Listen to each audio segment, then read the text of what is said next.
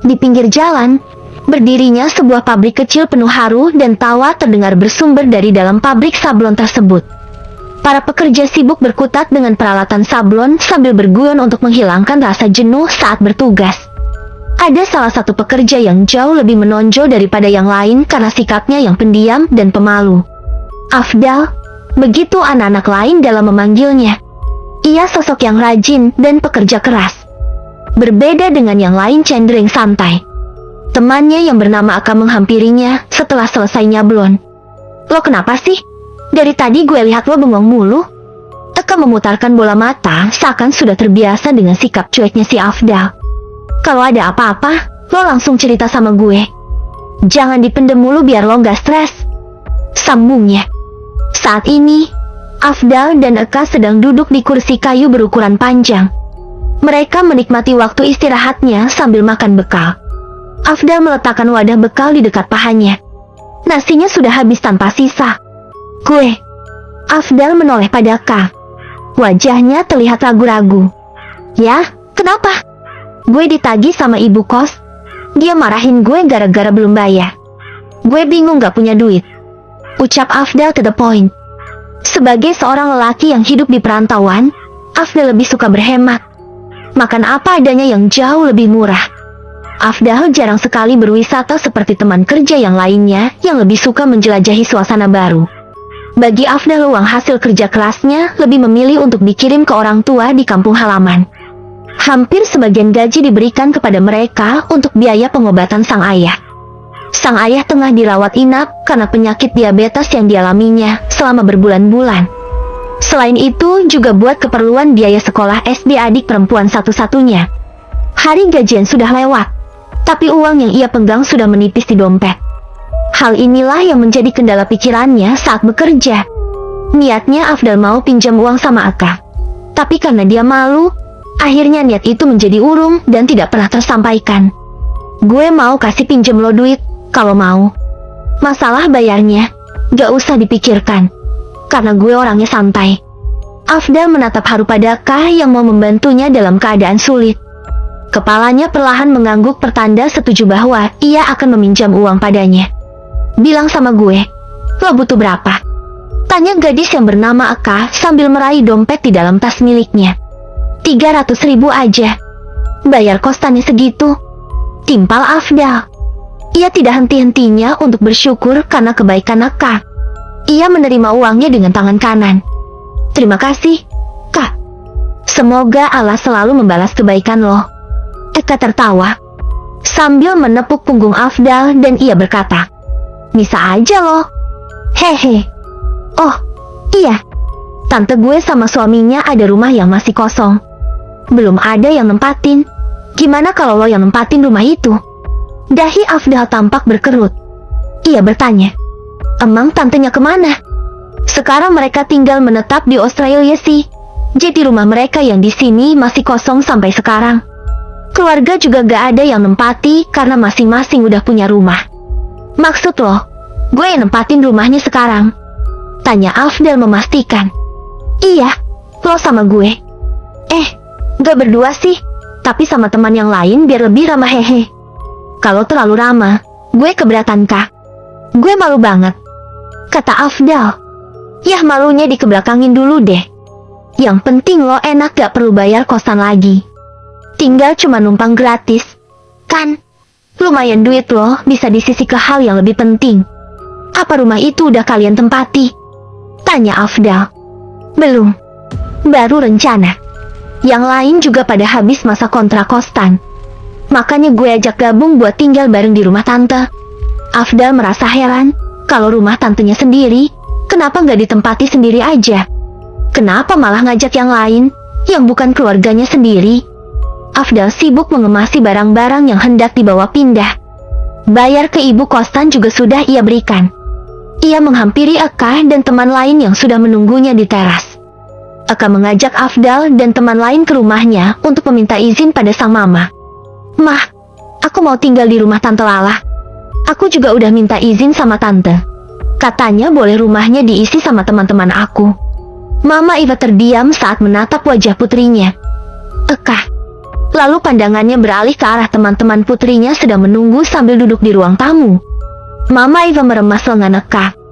Nah, rumah itu sudah kosong selama 10 tahun. Tidak terurus. Pasti rumah itu sudah ada penghuninya. Mama sangat mengkhawatirkan keselamatan kamu dan teman-teman kamu. Mama Eva melanjutkan. Pikirkan baik-baik sebelum kalian memutuskan untuk tinggal di rumah itu. Tegas Mama Eva. Mama Eva nampak tidak setuju dengan keputusan putrinya yang menginginkan untuk tinggal di rumah tersebut. Namun, Eka meyakinkan mamanya bahwa semua akan baik-baik saja, hingga akhirnya Eka telah berhasil meluluhkannya dan mendapatkan izin dari sang mama. Afdal dan Eka, juga teman lain terdiri dari Reina, Nada, Coki dan Roy. Masing-masing menggendong tas yang berukuran lebih besar daripada punggung mereka sendiri. Beriringan melangkahkan kaki di jalan yang hanya setapak. Jalan yang hanya bisa dilalui oleh pejalan kaki ataupun pengendara motor. Cukup lama mereka berjalan. Burung terbang di atas bernyanyi saat mengawal perjalanan mereka. Kanan kiri tumbuhan liar tergerak oleh tiupan angin di sepanjang jalan. Mereka akhirnya sampai di tempat tujuan. Kah, emang benar ini rumahnya? Tanya Coki. Semua memandang rumah yang ada di depan mereka dengan raut keheranan. Sebab rumah itu tidak seperti yang mereka bayangkan sebelumnya. Rumah yang katanya besar dan luas, namun tampak kotor seperti dibiarkan selama bertahun-tahun terbengkalai. Warna cat temboknya sudah memudar. Ada beberapa bagiannya sudah terkelupas, penuh dengan lumut dan ilalang. Termasuk halaman depannya sudah ditumbuhi tanaman liar yang sudah meninggi. Kenapa kalian malah diam? Ayo, kita masuk, ajak Eka. Ia terlebih dahulu masuk ke dalamnya, dan langkahnya diikuti sama teman lain di belakang. Afdal merasa tidak enak saat memandangi rumah tersebut. Seperti sedang ada yang mengawasinya dari arah rumah tersebut. Afdal, ngapain masih berdiri di situ? Ayo sini, ucap Eka setengah berteriak, hingga membuyarkan lamuanannya. Oh, iya, bentar, jawab Afdal. Bola matanya masih sibuk berpendar ke arah sekelilingnya. Rumah ini ada satu-satunya berada di tengah hutan, jauh dari pemukiman warga. Ia tidak yakin kalau tinggal di sini akan membuatnya merasa nyaman. Namun, ketika ingatannya muncul bayangan orang tua yang sedang membutuhkan pertolongannya, karena hanya Afdal yang bisa diandalkan. Hanya dari Afdal semua biaya yang mereka dapatkan. Jika Afdal menolak untuk bergabung tinggal di sini, ia tidak akan dapat tempat tinggal lagi yang lebih murah. Karena kosan yang sempat ia tinggalin sebelumnya sudah beralih fungsi menjadi sebuah toko. Dengan berat hati, Afdal melangkahkan kakinya menuju rumah tersebut. Hawanya terasa dingin saat memasuki rumah tersebut. Di dalamnya penuh debu dan sarang laba-laba di atas plafon. Masih ada barangnya yang sudah usang dibiarkan tersimpan rapi di sana. Lemari kayu yang sudah rapuh karena dimakan rayap masih berdiri kokoh di bagian sudut. Teman lain sepertinya senang mau tinggal di sini, karena yang dipikirkan mereka adalah karena gratisan. Ayo kita bekerja sama buat beresin semuanya sampai rumah ini menjadi bersih, seloroh Eka. Ia menyodorkan sebuah sapu kepada Afdal, alat pel kepada Nada. Yang lainnya juga dapat tugas seperti mencukur rumput di depan, mengecat tembok dengan warna yang baru, dan lain-lain. Ya ampun, apa kita nggak istirahat dulu? Kan capek baru pulang dari kerjaan langsung ke sini. Udah disuruh kerja Rodi, protes Coki. Eka tersenyum miring sambil berkacak pinggang. Ia berkata, istirahatnya kan nanti, setelah selesai beres-beres rumah. Emangnya mau kita tinggal di tempatnya yang masih kotor dan jorok? Kalau gue sih, ogah. Coki menatap teman lainnya yang sedang melirik ke arahnya sambil terdiam. Setelah beres nanti kita mancing bareng-bareng. Di halaman belakang ada danau yang masih banyak ikannya.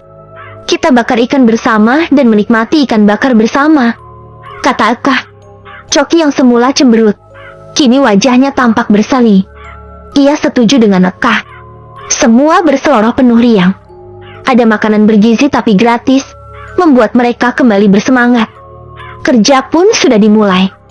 Roy dapat tugas membersihkan rumput di area belakang rumah, sambil melihat danau yang jaraknya tidak terlalu jauh dari posisinya berdiri.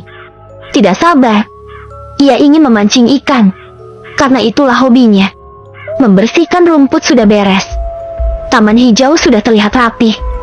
Gilirannya untuk beristirahat sambil merokok dengan santai duduk di kursi berbahan kayu. Ia sendirian memandang danau tersebut. Sesekali meneguk bir dalam kaleng. Namun, semakin lama ia memandang danau, ada sesuatu yang mengejutkan yang membuat bola mata membulat sambil berteriak. Eka dan Afdal mendengar suara teriakan Roy yang bersumber dari arah belakang rumah. Mereka yang posisinya di ruang tamu saling tatap penuh heran dan tanda tanya. Tidak lama, Roy datang dengan langkah tergesa-gesa menghampiri mereka. Wajah Roy penuh ketakutan. "Kenapa sih, Roy?" Teriak-teriak segala. Omel Eka. Roy tiba-tiba tergagap. Sepertinya kesulitan untuk mengungkapkan apa yang baru saja dilihatnya saat di belakang rumah. "Kalau ngomong yang benar dong, Roy. Kenapa? Ada apa?" Eka nampak tidak sabaran. "Roy, ada apa? Jangan bikin kami takut dong." Afdal melirik orang yang berbicara barusan. Dia adalah Nada. Ia baru membereskan semua isi kamar dengan spray yang baru.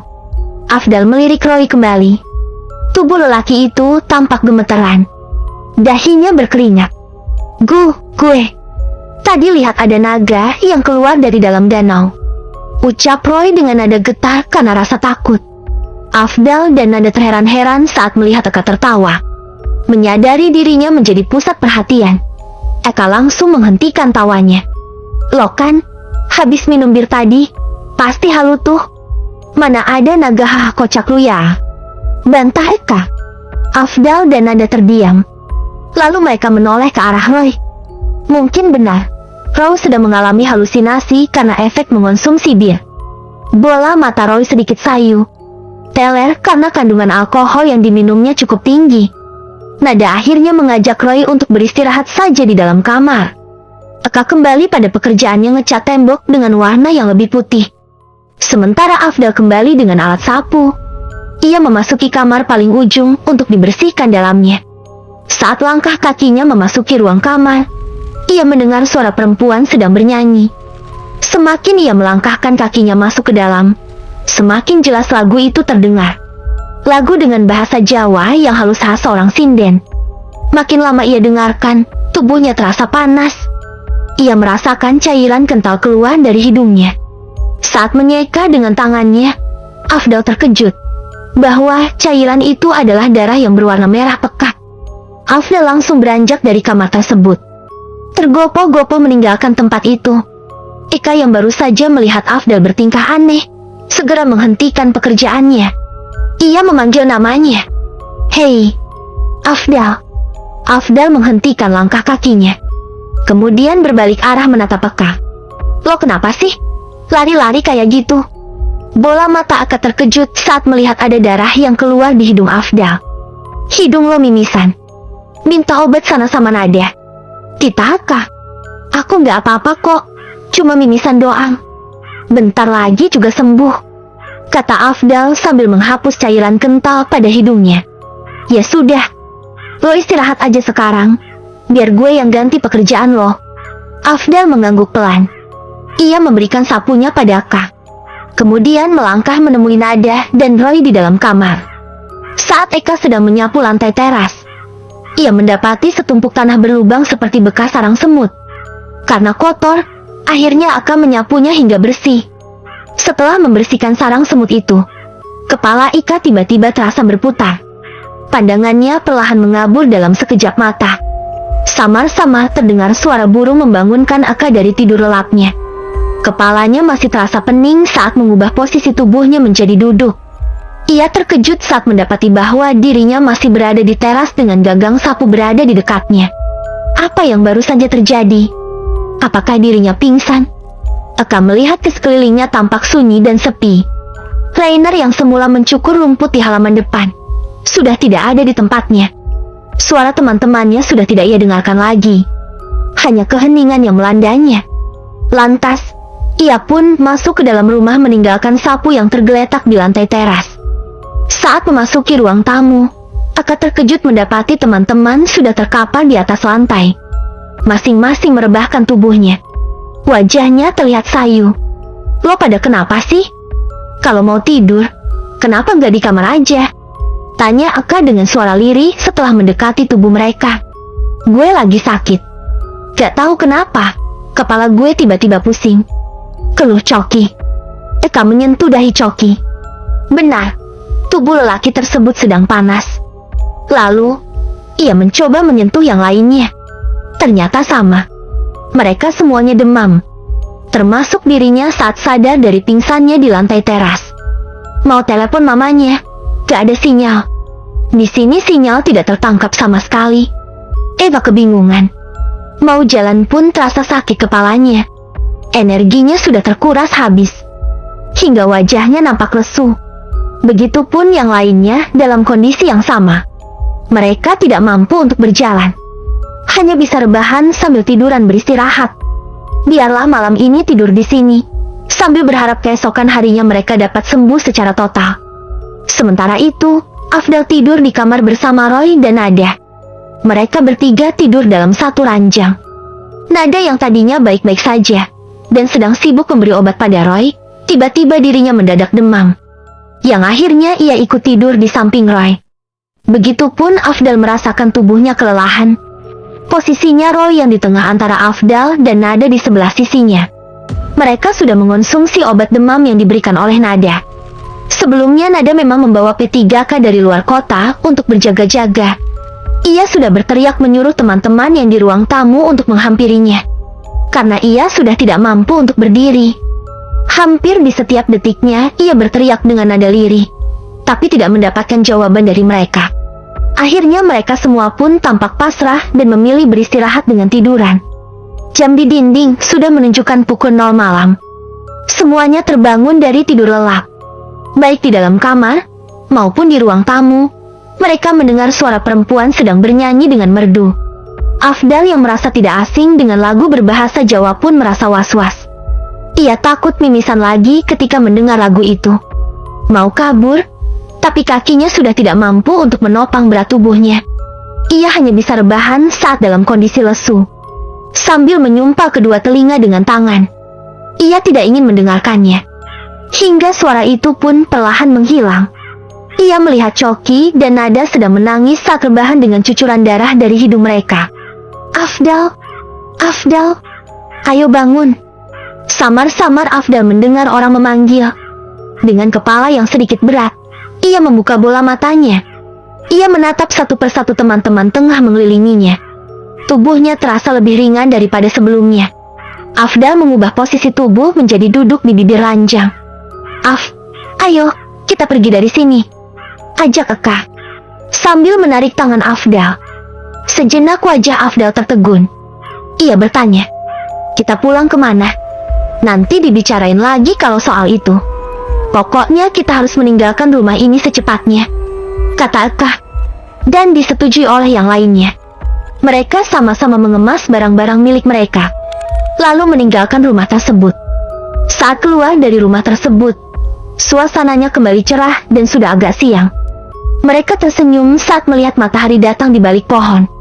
Mereka berlarian meninggalkan area itu bersama-sama.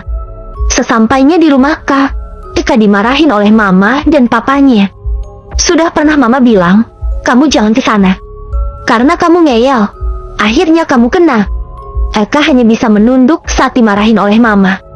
Begitupun teman lain, termasuk Afdal yang hanya bisa melihat kaki mereka sendiri. Om dan tante kamu juga tidak mau tinggal di sana. Karena di sana masih ada penunggunya. Dulu, pemiliknya seorang perempuan yang senang bernyanyi. Ia berasal dari Jawa. Meninggal karena bunuh diri di rumah itu. Tante kamu membeli rumah itu karena harganya yang murah. Tapi setelah lama ia tinggalin, rumah itu semakin membuatnya tidak nyaman. Makanya tante kamu memilih tinggal di rumah suaminya di Australia, kata Mama Eva. Ia menambahkan, rumah itu bahkan ia tinggalkan dalam kurun waktu yang sudah lama. Rumah itu tidak laku saat dijual, karena rumah itu sudah lama terkenal angker, dan sampai sekarang rumah itu dibiarkan terbengkalai. Tidak ada satupun dari keluarga kita untuk merawat rumah, apalagi menempatinya. Mama tahu dari mana kalau rumah itu ada penunggunya? Tanya Eka. Eka baru tahu soal ini, karena dari sejak kecil hingga sekarang sudah dewasa, Mama tidak pernah membicarakan rumah itu kepadanya. Ia tahu, baru sekarang, karena sepupunya yang pernah cerita kepadanya waktu kemarin sebelum memutuskan untuk tinggal di rumah itu. Tadinya niat Eka ingin tinggal bareng teman-teman yang lagi bermasalah soal keuangan. Ia membantu mereka memberi tempat tinggal tersebut. Ia hanya ingin menemani mereka saat tinggal di rumah tersebut biar mengobrol bareng sambil ngemil cemilan. Namun, ia tidak menyangka kalau rumah itu, Mama sudah bertemu dengan para ahli yang bisa melihat mereka. Katanya ada 3 penunggu di sekitar rumah itu. Di antaranya, 1. Seekor naga yang sedang bersemayam di dalam air danau. 2. Jin lelaki tinggal di dalam sarang semut yang ada di lantai teras. 3. Seorang wanita Jawa yang senang bernyanyi. Afdal dan Eka, maupun yang lainnya tampak mematung.